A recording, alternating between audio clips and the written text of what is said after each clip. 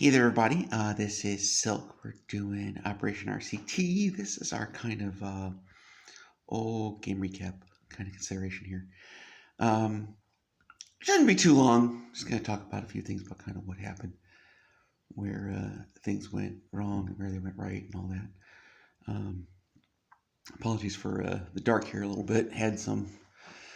Mine had a little bit of trouble with the tree. I think it took out one of our power lines, so I don't got power in my house right now. That's no fun. Hopefully we'll have it up by the end of the day, though. They're optimistic. All right, so let's talk RCT. So Soviet Union, kind of a dismal failure, really, all the way around. As Pete kind of lied to, we did end with 4 points. We get the all of our cities we held, and we kicked the Germans out. They could have come back in. It would have been a messy fight. I would have happily traded militia for not militia. They don't care what my score is. My score is that low. We did hold Helsinki, but not really. Like, if the Germans really wanted it, they had more than enough air power to take it out. They, again, just didn't care. There is a path where we could have taken Turkey eventually, but, if Hannibal moves this giant army stack down, he could retake a baby, he splits it. I mean, just so many choices that just not really a viable choice for us there. We did push for Calcutta, of course, which you would have seen. This army would have rolled over, the Cav would have come over. There may have been a big fight there. That really was just kind of a proof of concept. I wanted to kind of see what it would look like, how it would work, that kind of stuff. Because of the way cities work in 4.2, it's really not very good. Surrounding this city is almost impossible for the Soviets because of the way the naval facilities work. Like, even if you bomb, the shipyard and the port, and you bomb an airfield, if they build an airfield, and then they start building more ports, and you got to bomb the ports as they're building them. It's way easier for them to build ports than it is for you to bomb them. And you're just never going to surround the city. And when your medium armor costs 6 to be at 4, and your mechs cost 4 to attack at 2, and they get to spend $3 to defend at 5, 6 in a fort. Maybe if I threw 300 or 400 IPP at it, I might have won that fight. 5 turns from now or whatever. Game's not going to go 5 turns, so that just doesn't matter. But I said, kind of wanted to try it, see what it looked like. Not something I would recommend to anybody. So what happened with the Soviets? A lot of it just came down to money. We were really happy with the way the CCP developed. Won 3 for 3. Like, we won this roll, won this roll, won this roll. And the coin flips were nice, right? Like, I think I got 2 coin flips. Bruce got 1. So CCP was plenty, viable as far as that goes. Japan picked us as the priority target, which was kind of the tail of this game. Well, we'll get into that when I talk about Japan stuff, I guess. We tried to, spend our money, get their army going. You kind of saw that. We were able to get an army big enough to deal with Japan. This army here would come over, and then we could come down and attack. Like, there's a chance there that I evolve on turn like 20, maybe 21, which is only, 5 turns too late, right? Something like that. It's kind of the story of the Soviets.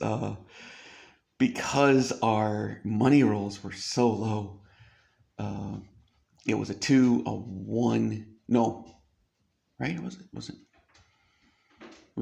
8 between my, was it 3, 1, 4? I think it was 3, 1, 4 was my money dice.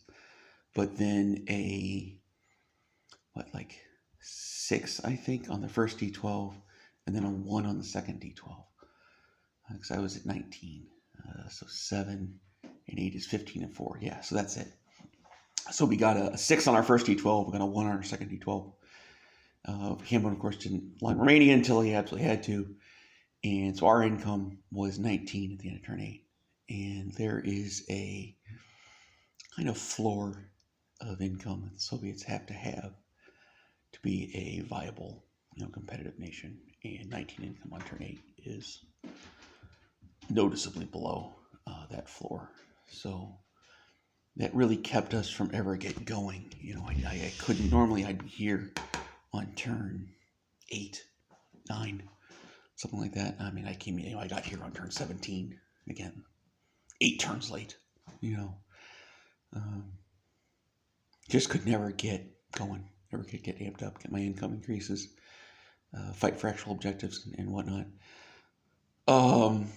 With the Allies' plans, I had no intention of ever actually fighting for Europe. If the Allies ignore Germany, Soviets really can't do anything against them.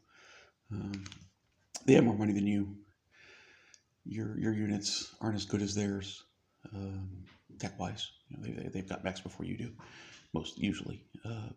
Their supply lines are shorter once you're attacking into them, once you're trying to take Romania and Warsaw. Their supply lines are shorter than yours. Their units are better. They have a better economy. If it's a one-on-one fight, you'll just never win. So I really didn't bother. There was a path that I thought might have been possible. I think it was turn 10. I had offered the MRP to the Germans. They were like here and here. We were basically at the 40s, and I kind of offered it to them to see if they would like the income, and maybe they'd go. We kind of free them up to put more pressure on the Allies. It would free me up to kind of come down here, and do the stuff I wanted to do. The Germans did accept it, but then just immediately, before it ever even paid out, declared war and attacked us, and that kind of just took us out of the game at that point. So I don't know there's too much to learn from the Soviets for this game. There were some techniques I kind of wanted to show off to you guys, but never really got the chance to do so. As it turns out, I'll be working with Randall for the Soviets on our next game on 20 core. So maybe our money dice will be a little bit better there, and I'll get to show you guys some things then. Looking forward to that. As for the course of the game itself, kind of what I was alluding to earlier, there is a kind of schedule that powers want to be on. Just things I've kind of learned from playing a lot of games. And the Germans never quite got onto that schedule, but they were pretty close. Their Atlantic campaign, all the sub-rating that they did just here was incredible. Easily one of the best Battle of the Atlantics I've ever seen. Mad props to Hambone for that. Like, he just kept the pressure up continuously throughout the game, all the way across. Got his advanced subs, got it on the board, kept his subs alive. Part of that was just some bad ASW dice, but still, he kept it going. Italy was kind of a pest, but didn't achieve any of their objectives. He did not cut the rail line. Didn't take Cape Town, didn't take Egypt, didn't take Malta. So any of those things would have made for a more viable axis. And in the process, the Americans just kind of, and the Brits, the FEC really, were able to just squeeze up on Japan. So we talked a little bit about that. It was really early, but the turning point, I think, and Randall alluded this to his video too, was I think it's turn 3, and the CCP army's here because I had retreated out. I had won this roll here, and I think he didn't want to risk giving me a 4th roll.